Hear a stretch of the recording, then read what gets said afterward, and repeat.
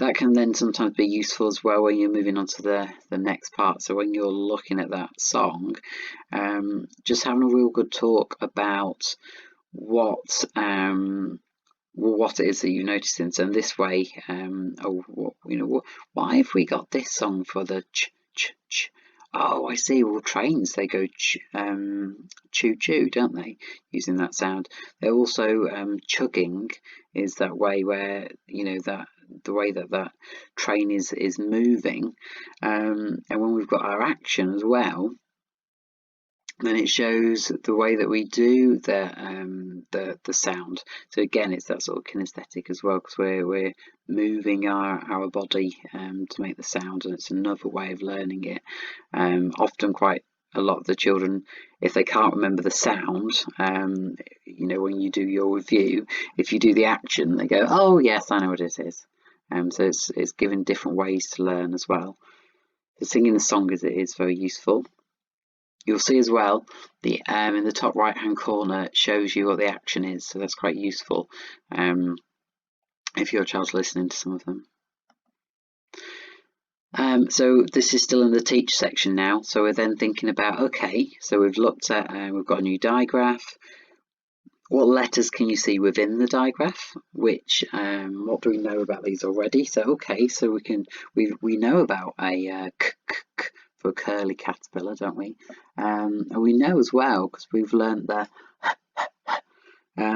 too, so you can then see, so we actually know these parts already, and how can we now think about how our knowledge of this can help us now looking at something new, which is the fact that these sounds, when they come together, are now making a new sound.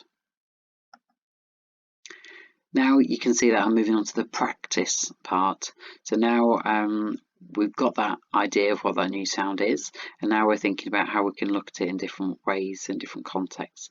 So in this case, because we're doing writing, we're looking at segmenting. So we're thinking about, okay, so we've got a chick. Chick, that's got that new sound in it, hasn't it? That new digraph. I can hear it at the start, and then in the segmenting context, we're then thinking, okay, so whereabouts is it in the word? So we've got chick, chick. Oh, can you hear it? Oh, it's at the beginning, isn't it? And then, so what was it? And it might be that you're then sort of moving back, thinking, oh yes, so that's the two letters that we have. So we can start to use this. And for the first bit, it's going to be sort of my turn, so I'm going to be really modelling it. I'm going to be using some of the things that I know. So here I've got the sound buttons and the sound dashes. So the sound button, so under the the idea of that is that if you're pressing that button, you make the sound. And it also then helps you in a word to look at, okay, so how many sounds have we got? Because sounds don't just equate to letters.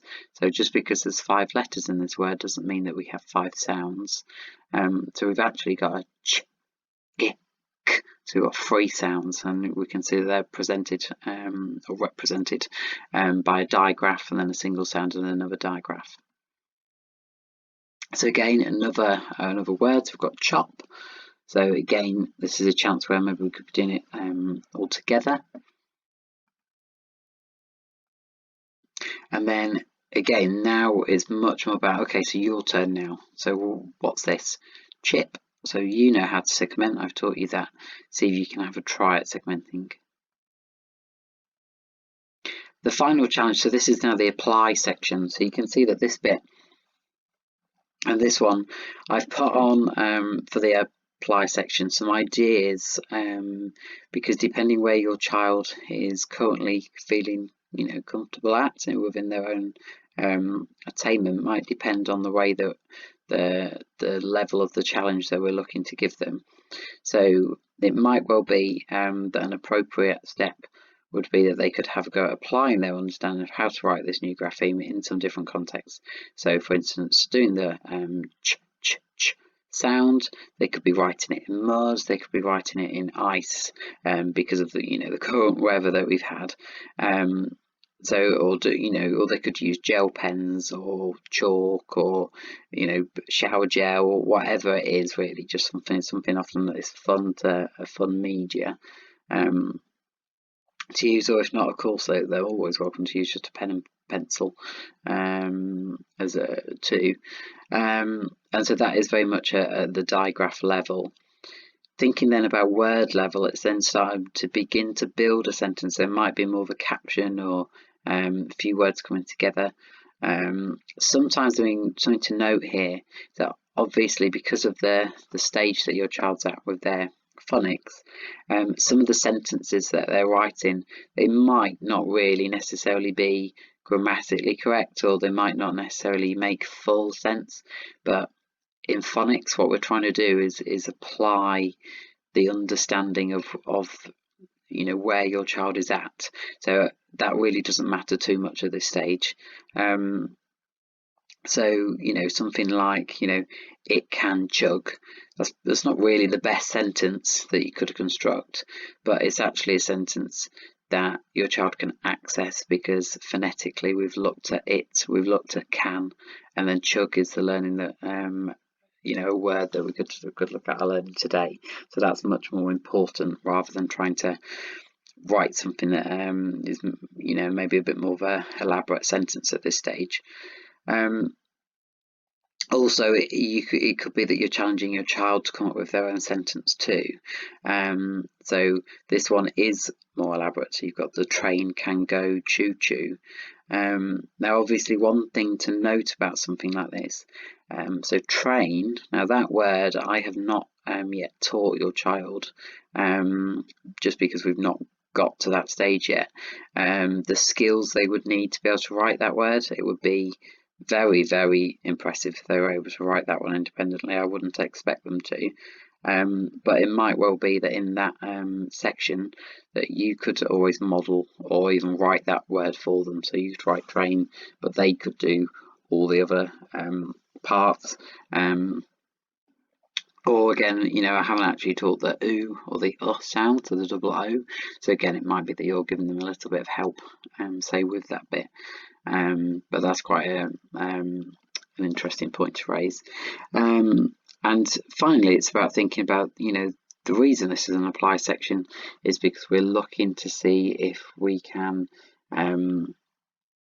think about, whether it's reading or whether it's writing. So obviously writing in this case, when it comes to, the word, say, chug, for the train, then it's thinking about, okay, so when you're getting to write that bit, oh, what was chug? Oh, I'm not totally sure. Oh, it might be that I have to go back and look at that little bit of learning again. I hope this video has been useful for you, just so that you can get a little bit of an idea of what it is that we've been learning and the reason why we do phonics in this way, and I hope that it's been useful.